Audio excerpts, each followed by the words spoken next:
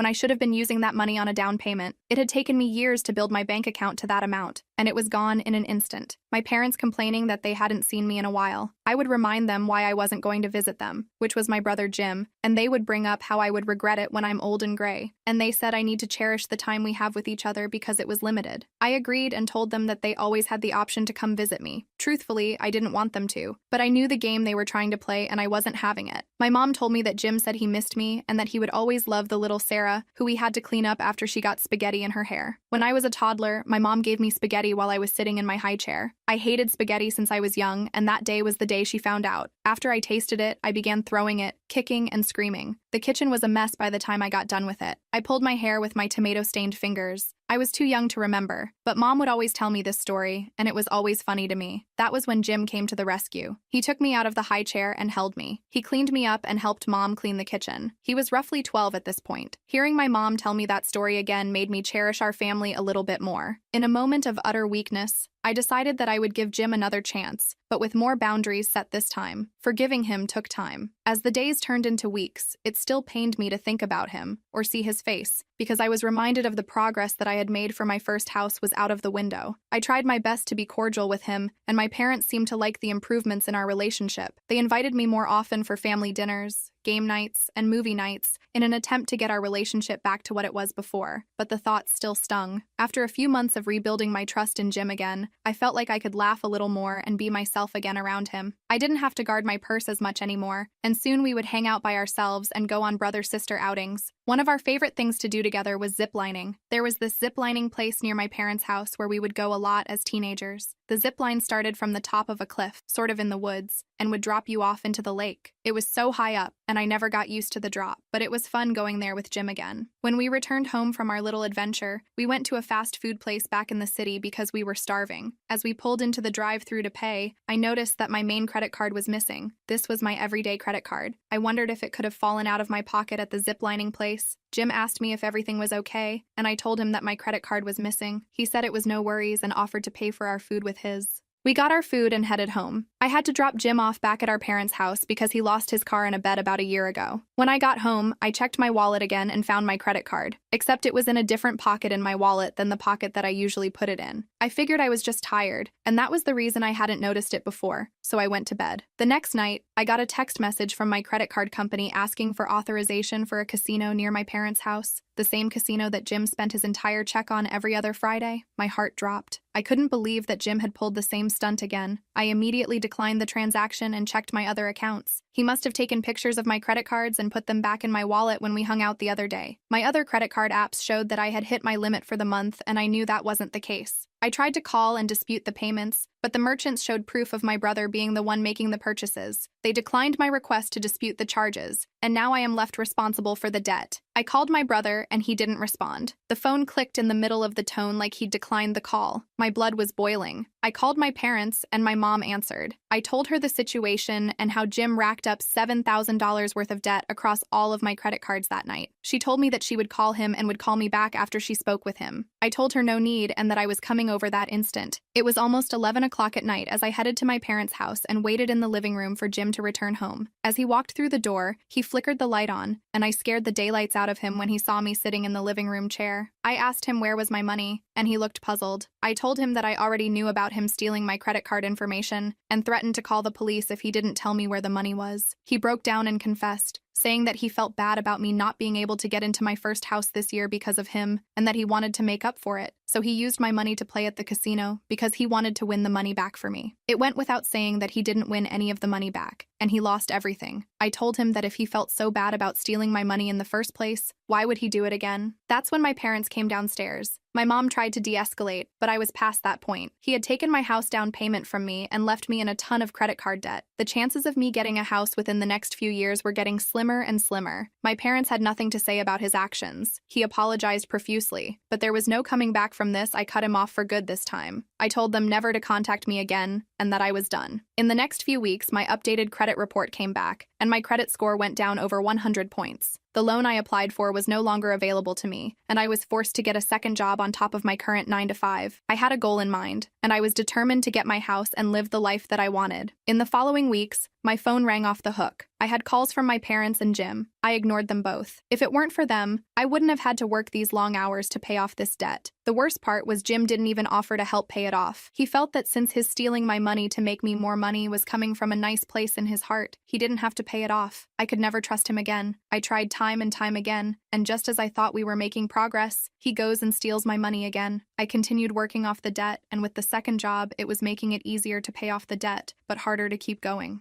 I would come home exhausted from my second job, get 4 hours of sleep, and wake up to get ready for my first job at 6 a.m. This repeated cycle declined my mental health, and just as I got to a semi-comfortable spot in saving money, I quit my second job and cut back on my expenses as best I could. It was October and the decorations were out on people's lawns, and my parents called me for the 4th time that week. I picked up on the 4th call and they were relieved to hear my voice. They told me how much they missed seeing me and talked about when I was a kid Halloween was my favorite holiday. We would cut pumpkins as a family and watch Disney specials. Dad would put up the decorations in the yard, and we'd enjoy ghost-shaped cookies with our hot cocoa. She told me she really wanted to see me since it had been so long, and I told her that the only way I'd see her was if they came over. She agreed. The following week, my mom and dad came over, and we talked to one another without addressing the elephant in the room. After a while, my mom told me that she would love for me to come to Thanksgiving with them since they were hosting it at their house this year. I told her that I didn't want to. She promised that there would be no drama, and that it would just be a family gathering like it always was. I thought about it and wondered if I could see Jim again without wanting to punch his face in. I refused. That was when my dad chimed in and said that he would love for me to come and practically begged me to forgive Jim. My dad never asked for anything more than once, and I knew this was really serious for him. Against my better judgment, I agreed that I would forgive Jim and attend Thanksgiving at their house this year. They jumped up and kissed and hugged me. They assured me that he would never do anything like that again and that I was safe from any of his shenanigans. I wouldn't let Jim off the hook so easily, but I would attend Thanksgiving dinner with the family since it made Mom and Dad happy. In the weeks that led to Thanksgiving, I felt alone in my family. I saw them on social media going out to eat and posting about their game nights, and felt like I should have been there, but the sting from the past had broken my trust in them. I was still dealing with financial issues and battling with having to choose which bills would get paid that month. My credit was still shot, and I was slowly trying to rebuild the pieces of me that I didn't break. As it got closer to the dinner, I considered changing my mind because I didn't think it would be great for my mental health, so I called my mom. When she got on the phone, she said that she was getting the decorations together and doing some last-minute shopping. She expressed how excited she was that I was going, and told me that she told the entire family that I would be attending. My plan to back out of Thanksgiving dinner was out the window. When Thanksgiving came, I felt very uneasy as I drove to my parents' house. I had no appetite and feared that anything that did go in would immediately come back out. When I got inside, I saw my family sitting at the dinner table, laughing and smiling with each other. My brother acknowledged me as if nothing happened. He ended up enjoying the entire evening like all had been forgiven. He even tried to make cheeky jokes with me. It ticked me off to see him having a good time, knowing that when I left there that I would have to go straight to sleep to prepare for my job the next day, and he was the reason that I couldn't buy the house that I wanted. At the end of the dinner, I decided I couldn't take it anymore. I stood up. My heart was pounding. I look straight at my brother and start laying it all out aloud for the entire family to hear. I told him how he's destroyed me financially, how I've been forced to work multiple jobs just to keep my head above water. I tell him that I didn't trust him anymore, that he'd crossed too many lines, and I'm done pretending everything's okay. Then I turned to my parents, and I was like, "You've been enabling him for years, choosing this fake version of family unity over my actual well-being. How is that fair?" The whole room went silent. You could hear a pin drop. My brother tries to laugh it off, saying it was all in the past, but I cut him off. I told him I was done forgiving him, and he was no longer welcome in my life. I stormed out, thinking I was going to be dealing with the fallout all alone. But over the next few days, my other family members start reaching out to me. They apologized for not having my back sooner, saying they had no idea how bad it was. Some even offered to help me financially, trying to make up for what he did. It was more than what Jim did. I thought I would have been on my own, but turns out not everyone's willing to turn a blind eye to his crap.